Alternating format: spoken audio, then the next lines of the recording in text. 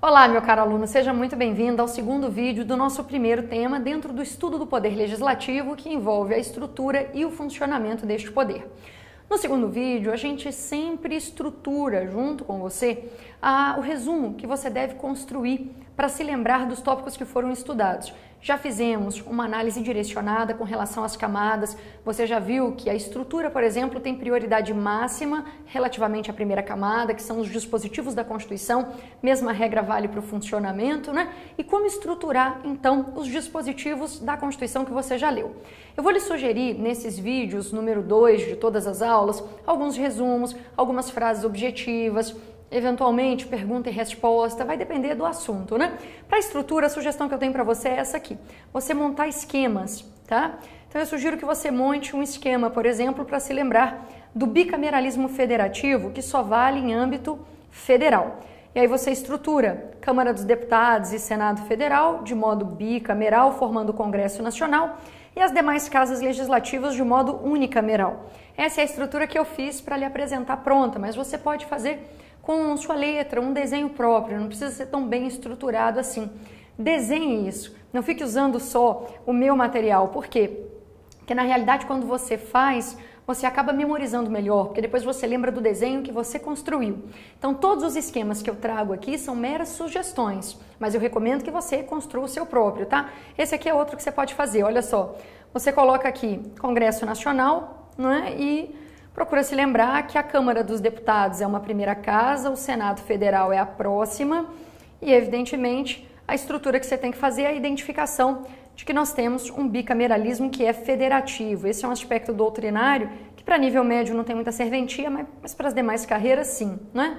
Lembrar que na Câmara nós temos representantes do povo, é um ponto importante, e de que no Senado são representantes das entidades federadas, regionais, parciais, representantes dos estados e do Distrito Federal. Então, esses são dois esquemas muito básicos e fáceis de serem construídos. Agora, na parte da estrutura, o resumo vai ser simples realmente, porque nós não temos grande importância na segunda camada, nem para nível superior, para nível médio já não existe, e não temos a terceira camada, que é aquela que envolve o aporte jurisprudencial. Em termos agora de funcionamento, o seu resumo tem que ser um pouquinho mais sofisticado.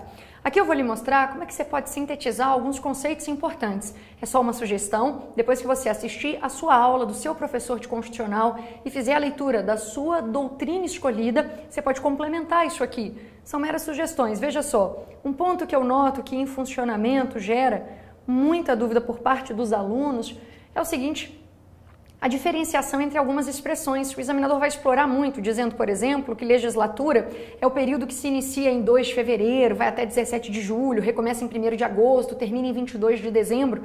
Esse não é, definitivamente não, o conceito de legislatura.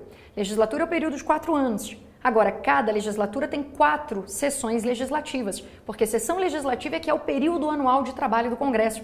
Então, esse tipo de questão, que pode ser cobrada em prova, mas são questões simples, devem já estar estruturadas nos seus resumos. Veja só, você pode colocar lá no seu material. Legislatura, 4 anos, sessão legislativa, 1 ano. Para você se lembrar que cada sessão legislativa se divide em 2 períodos legislativos, você pode estabelecer essa divisão. Período legislativo 1 e período legislativo 2 e colocar as datas. Aqui um outro detalhe, a sessão legislativa em regra se inicia em 2 de fevereiro mesmo, né? Mas tem um artigo que você já leu quando estudou a primeira camada, que é o 57, parágrafo 4º, que trata da sessão preparatória e que te lembra que quando estivermos no primeiro ano da legislatura, a sessão legislativa vai ser iniciada a partir de 1º de fevereiro. Então essa informação tem que constar aqui do seu resumo quando você estiver construindo seu material. Você coloca, ó, cuidado, porque tem a sessão preparatória. E quando estivermos em uma sessão que eu possa chamar de sessão preparatória, aí, neste caso, a sessão legislativa vai se iniciar a partir de 1º de fevereiro. Tá vendo? Então, o esquema aqui é outro. Sessão preparatória a partir de 1º de fevereiro, tá? Agora, um outro detalhe que eu acho muito importante para você memorizar aqui é o seguinte: o fato de que a sessão legislativa, veja que eu estou dentro aqui de sessão legislativa, ela não pode ser interrompida sem aprovação do projeto de lei de diretrizes orçamentárias, tá?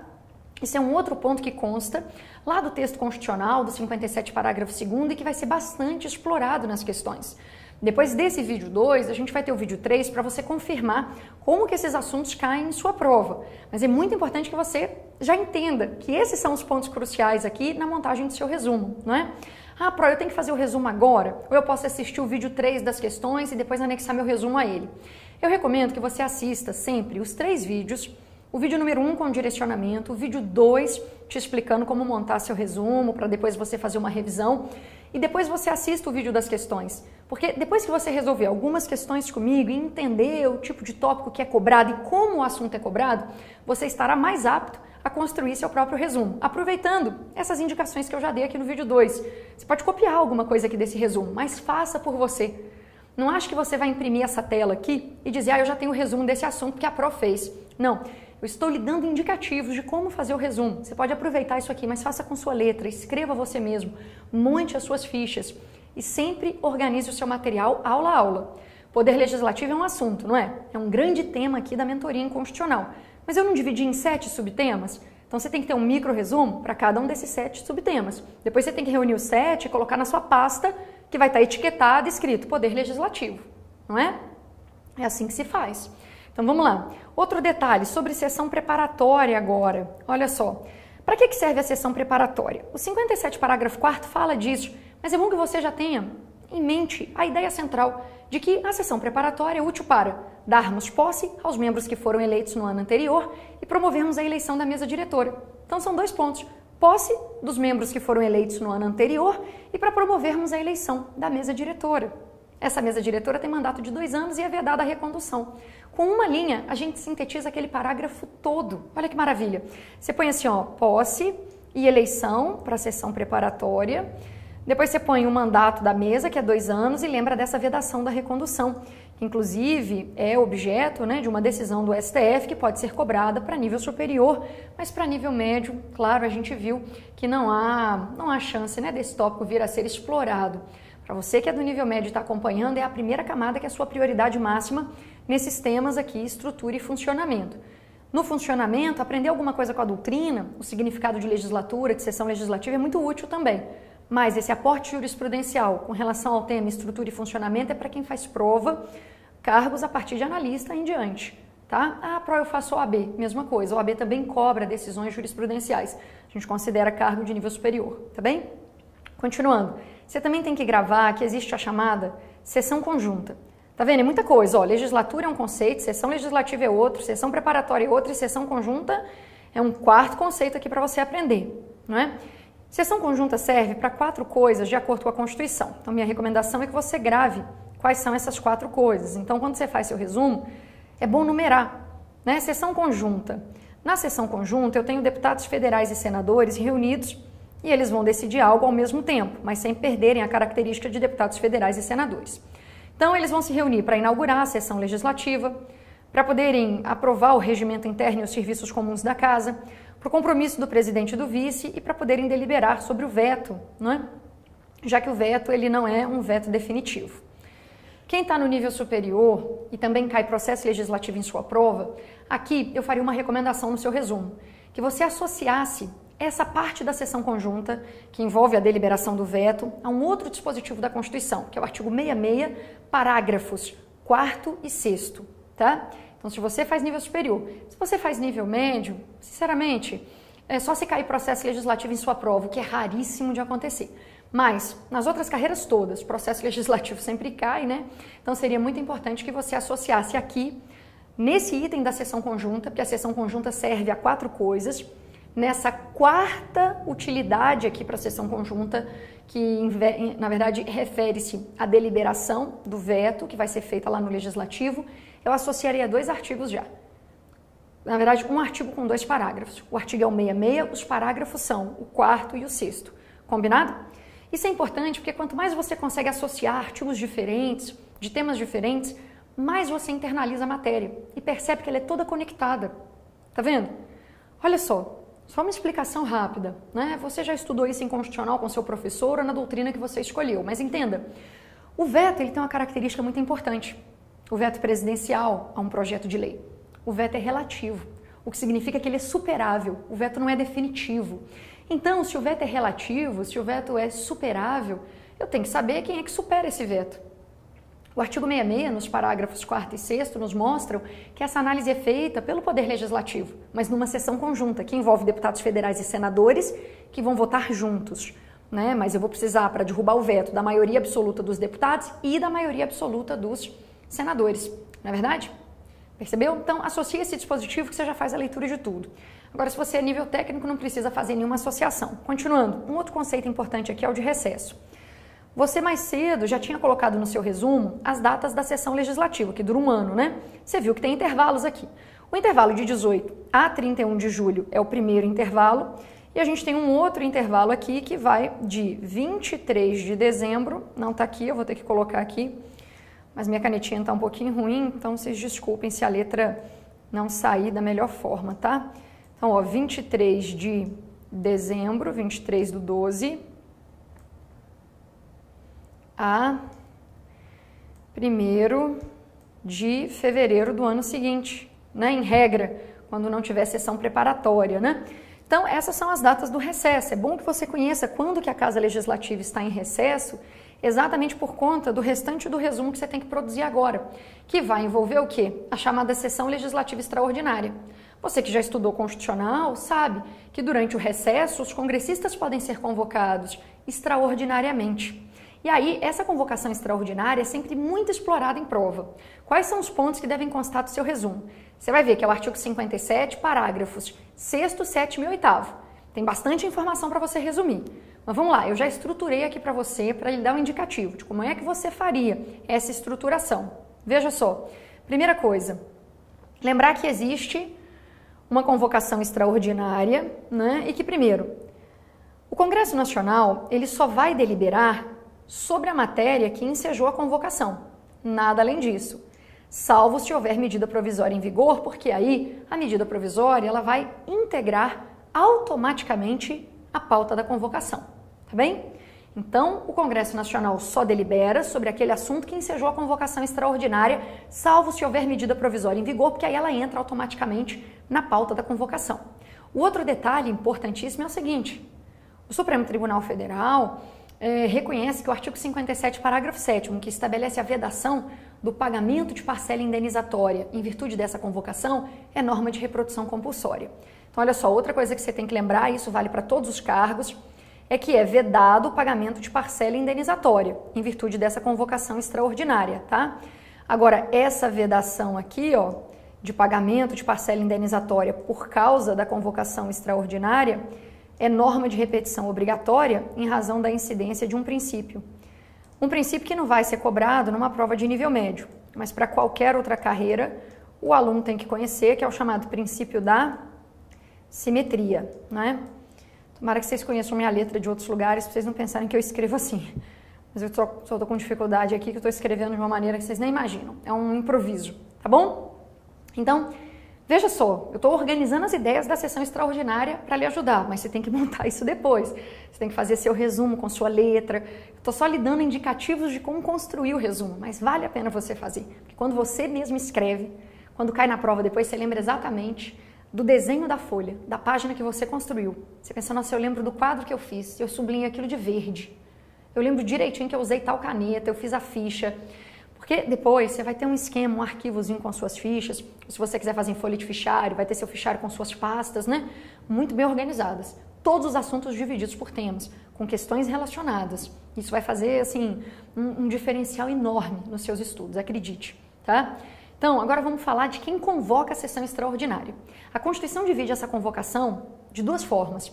Ela diz que, em alguns casos, quem convoca é o presidente do Senado. Ponto. Ela diz que, em outros casos que envolvam urgência e interesse público relevante, a convocação pode ser feita pelo presidente do Senado, pelo presidente da Câmara, pelo presidente da República ou a requerimento da maioria absoluta de ambas as casas. Sendo que, neste caso, a convocação dependeria de uma confirmação, do cumprimento de uma condição, que é a aprovação da maioria das casas.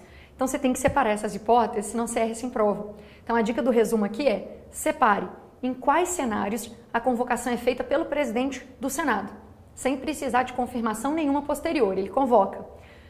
Quais são as hipóteses? Quando o presidente da República decreta estado de defesa durante o recesso ou intervenção federal, para o compromisso e posse do presidente, que sempre acontece em 1º de janeiro, ou se o presidente da República solicitar a autorização para decretar estado de sítio.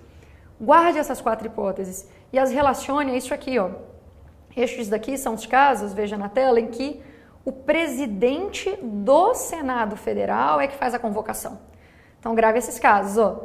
Quando o presidente da República, durante o recesso, decretou estado de defesa ou intervenção federal, ou então ele está apresentando uma solicitação para poder decretar estado de sítio, ou então para o compromisso e posse do presidente.